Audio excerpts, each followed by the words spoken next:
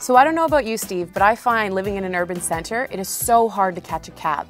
I'll sometimes wait on the line for like 20 minutes and then I'll call the cab. It'll take forever to get there and I'll often miss it and it's so frustrating. Especially at prime times like Friday night at 6:30. Absolutely. Yeah. So I found an app, which I absolutely love, called TaxiNow. And what it does is it allows you to call the cab from your application.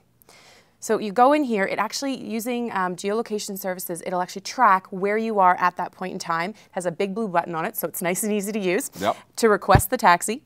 And then from there, it automatically enters and populates locations that it thinks you're at.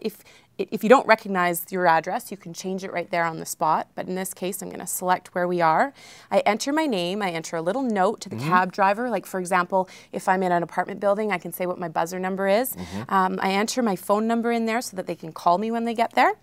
And what were you thinking? I'm just looking to tip. I'm giving a tip for just showing up. Yeah, so isn't that kind of cool? So sometimes, well, you're supposed to tip taxi drivers. And actually, I tip them after they've dropped me off, not before they pick me up. But now you're incentivizing them to actually, is that a word, incentivizing now? It is now. Giving them an incentive in order to come and pick you up if there's a bunch of other people out there. Oh, yeah. So you're like bidding on services. Totally, yeah. So if you want the VIP service, you just offer a bigger tip.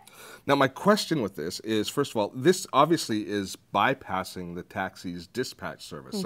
So is this like kosher with all of the taxi companies? I don't know if it's kosher with the taxi companies, but it absolutely does build its own network outside of them. So it'll call any cab driver that has signed up for this app from any... So the cab drivers themselves sign up. They've got their smartphone, and their smartphone talks directly to your smartphone, and a marriage is made. My favorite thing about this is as the cab is coming towards you, you can watch it on the map. My second favorite part about it is the cab doesn't change direction depending on where it's going, so sometimes it drives backwards.